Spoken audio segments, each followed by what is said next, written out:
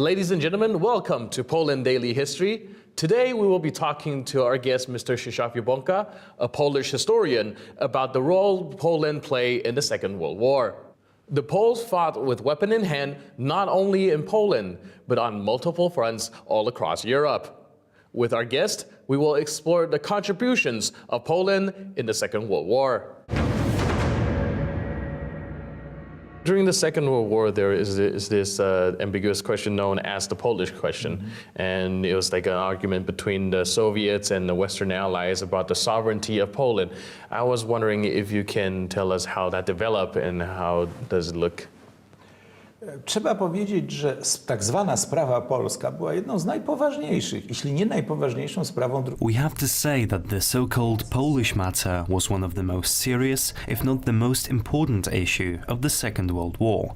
Poles were not only the first victims of this war, but also the Poles were among the fiercest and strongest opponents of both totalitarian systems. In a situation where these two totalitarianisms, meaning Nazism and International Socialism, started fighting against each other, the international community was faced with a problem. Which system was better and which one was worse?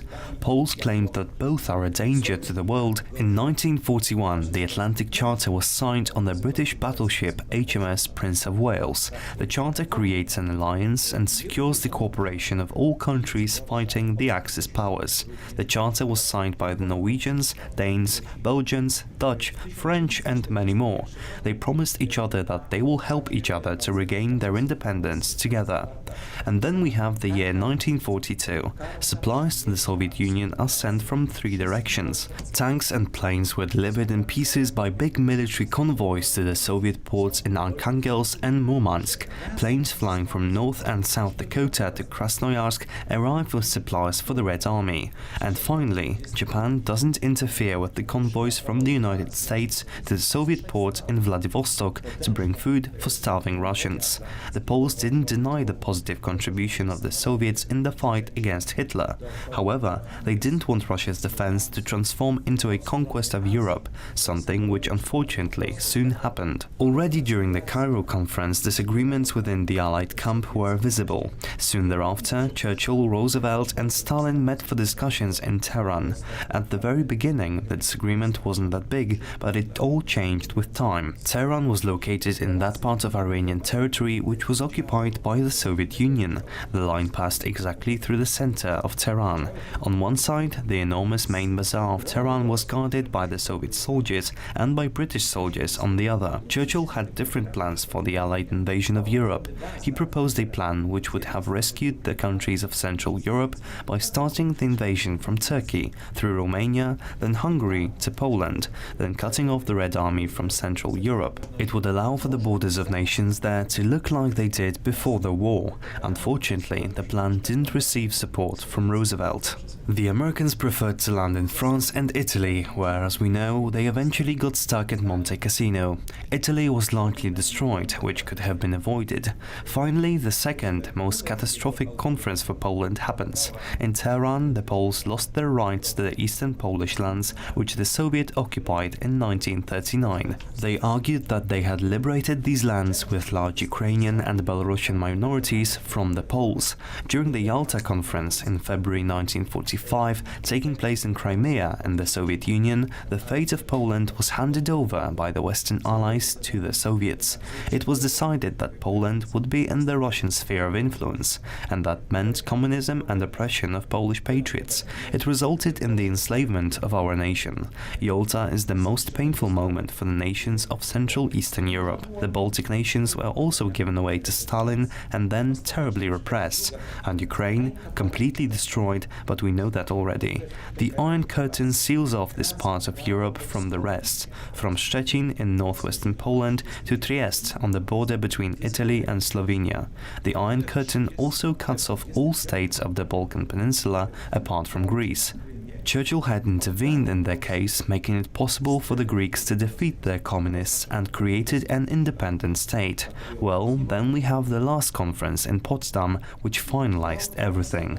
This conference was more beneficial for the Poles than the Yalta Conference because Poland was granted some formerly German territories in the west, on the so-called strategic line, which wasn't ethnographic, it was geographically speaking strategic, as it was the shortest line between the Sudet Mountains and the Baltic Sea.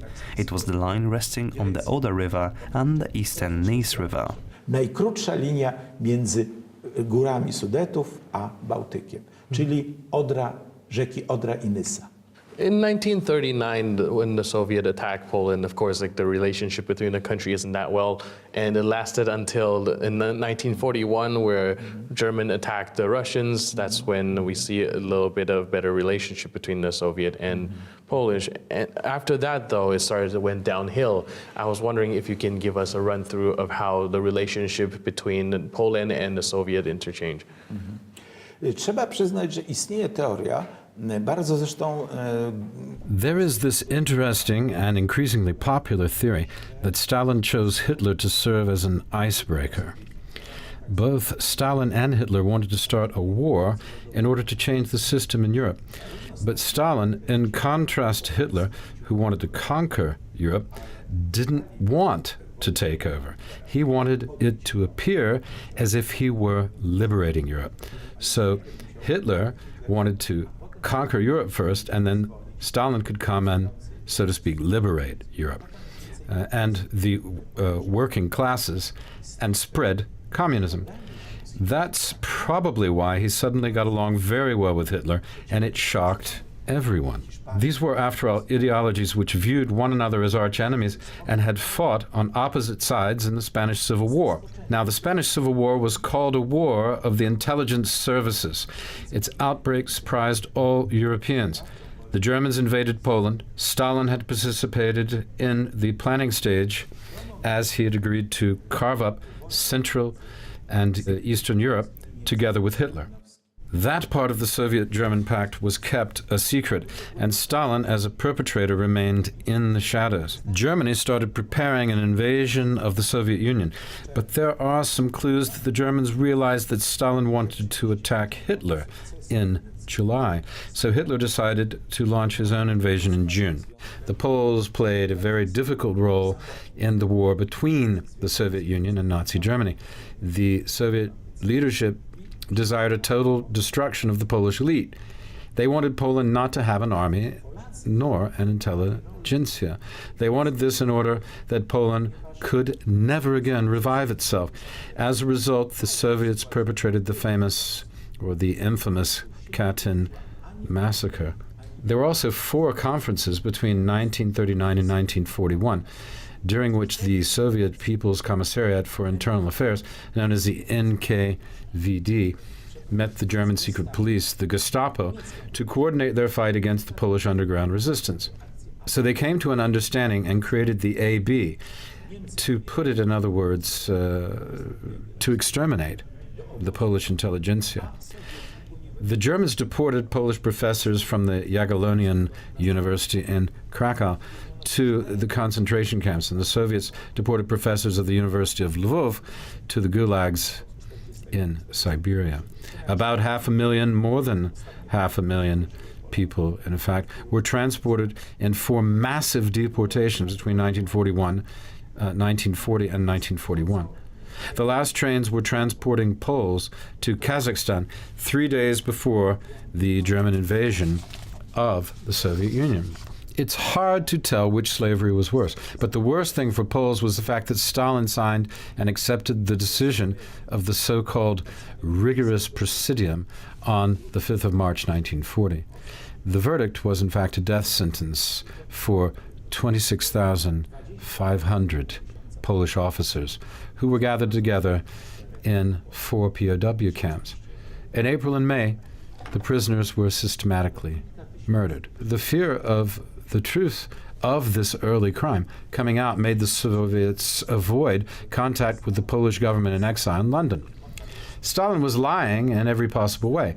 That the Polish POWs had gotten sick, that they were somewhere in Siberia, then that they had escaped to Manchuria.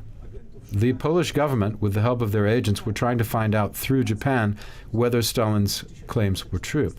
But the Polish POWs had been, in fact, murdered. In 1943, a group of Poles used as forced laborers by the Germans were collecting scrap metal along a railway route in Russia. A Polish girl who worked in the vicinity of the Katyn forest told them the Poles were buried there in mass graves. A local person showed them the way, and they discovered gigantic. They got scared, covered up what they dug, and returned to the station. But they missed their train, and they had to report to the Germans why they had missed it. And when the Germans found out there were some mass graves, they decided to dig them up. This was a continuing action called 1006 on Himmler's orders, which was meant to hide the traces of German war crimes. The Germans initially thought that the mass graves of Poles were a crime perpetrated by the German Wehrmacht. But it turned out that the graves had nothing to do with the Wehrmacht. The Soviet Union immediately stated that the Germans had killed the POWs and that they had murdered them in the summer of 1943. But when the corpses were dug up, it turned out that the Poles were dressed in thick military coats. The Germans showed these corpses to the American prisoners because they knew, the Americans knew, what it was like to be prisoners.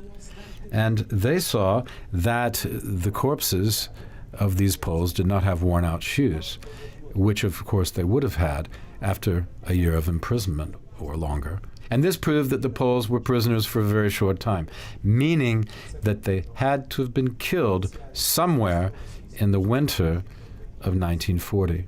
To dowodziło tylko jednego, że do krótko byli w niewoli, a zatem musieli zginąć w 1940 roku.